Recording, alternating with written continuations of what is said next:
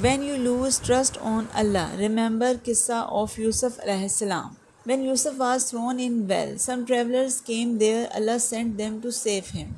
Same like this, Allah says He will never leave us alone. Here I am sharing some tips and tricks to save yourself of sadness. बेशक सबर करने वाला अल्लाह का दोस्त है. If you are new here, please subscribe and press bell icon to get more videos from my side. Please watch my video till end. So let's start. Sometimes you feel you are in dark room and that room is closed. No light came from outside and you are going to be disappointed. But at the same time, if you think nicely, maybe there's a storm coming outside and Allah want to save you. When you feel sadness, just to imagine Jannah.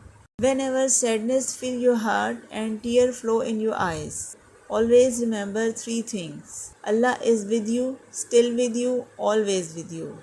At the end, I would say whenever you feel sad, just think positive and blessings of Allah. You never know about His plannings. Maybe after this darkness and patience, better days came beyond your thoughts.